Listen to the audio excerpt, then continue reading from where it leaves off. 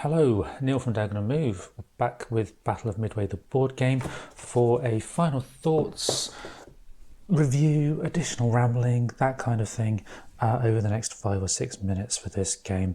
I've just finished a playthrough and everything you see in front of you is as the game ended. For those of you who haven't watched the playthrough, I'll pop a link somewhere on the screen. In terms of how the game plays, it's actually very, very interesting. You've got very subtle asymmetry between the two sides. And between the aircraft types as well, which is very, very nice indeed. Here, in terms of the combat abilities, the asymmetry comes in the firing patterns. The Americans have a much narrower range of effective fire versus the Japanese.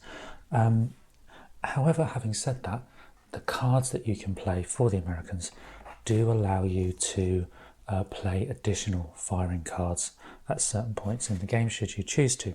So there's that subtle asymmetry which is really nice, and then the way you program your actions, whether it's a flight action, which is the way you use these maneuver tokens, you play 3 or 4 or 2 or 3 depending on whether it's a fighter or a bomber, and then you move around the board using these actions, and you kind of almost program the move around the board. So you move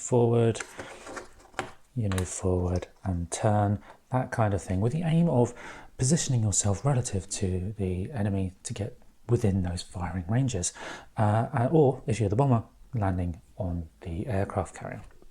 And that works really nicely.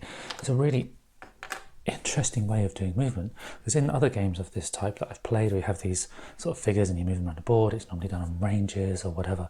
So having a programmed movement type is actually really quite a nice change for me with this type of game.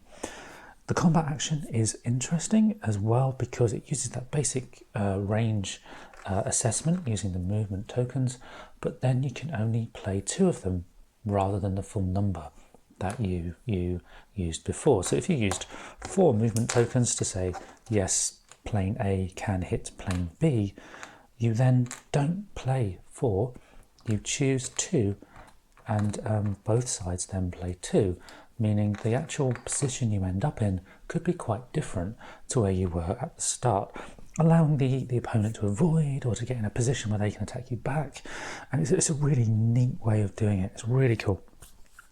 There are some interesting quirks to that, where the bombers, for example, can be attacked by the 0, as I tried to do in the playthrough. They might be being attacked by the 0, and then they use their additional manoeuvres to get themselves a little bit closer to the aircraft carrier. So attacking in a certain point in the game can actually be a disadvantage, which again is a really interesting way of doing it. The initiative mechanism also gives you some really neat decisions, because you pay for initiative with these tokens, which are the same tokens you use to buy the order cards that give you buffs in combat. And so that decision of, do I want to go first, and do I want to have the first chance at combat, or do I want to save something back for the better cards? Interesting decision, and what you think at the beginning of your turn may not be what you wish you'd done at the end, and I like that very much indeed.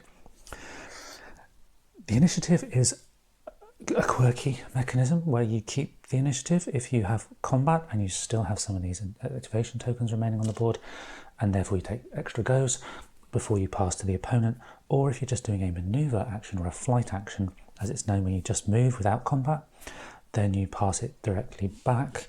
And that's another subtle thing where the person who has the initiative at the end gets to choose the cards first as well, so that card you've been saving up for may disappear before the end of the game. And that's really, really interesting as well. The whole thing's interesting, the way it's put together. I keep saying that word, but it is a really neatly put together game in that sense. However, and there's always a however, isn't there? There are some things that I do find very, very frustrating about this game. And there are 2 things really. They fall under 2 brackets. One is the components, and the second is the cards.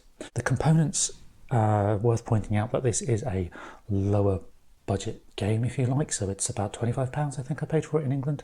For what you pay, the component quality is actually pretty good. So you get these really awesome little planes, which are straight from Cobi Toys range of models, and then you get the tiles and everything, so that's fine. The quality of the components isn't the problem.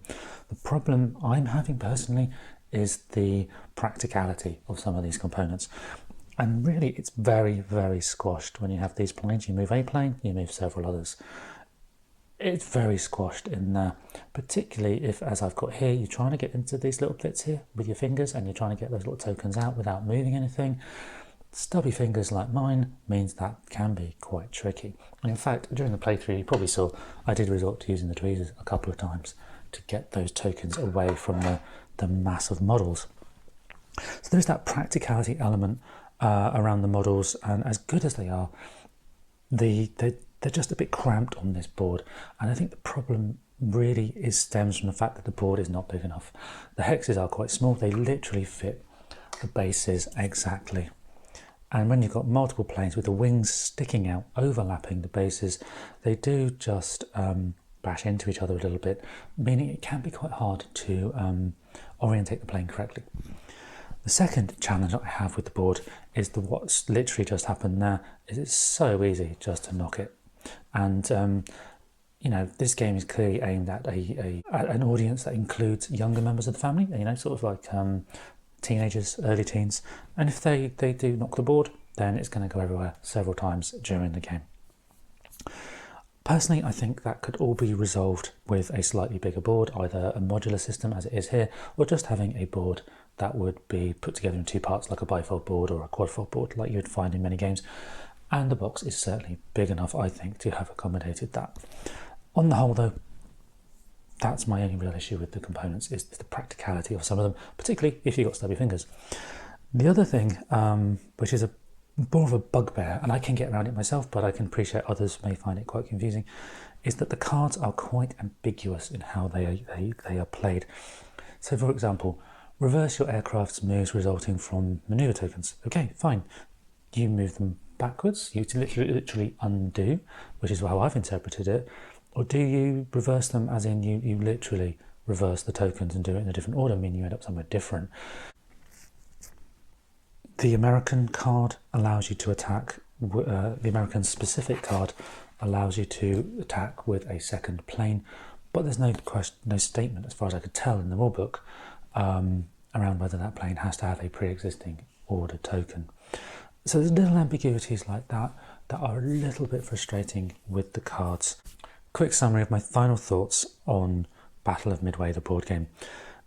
Overall, it's a game with plenty of quirks in its design to allow that entry-level experience for gamers who are new to wargaming, yet still have enough bite to it, if you like, to appeal to the more experienced players. There's quirky bits here and there, some ambiguities, that's sure, and the component practicality I personally find quite frustrating, but overall it's a game certainly worth checking out if you're new to wargaming, or you would like a game that would perhaps encourage younger members of the family to try a wargame. That's it then for this video. Hopefully you've enjoyed it, found it useful. Click like and subscribe if you have, and I will see you next time.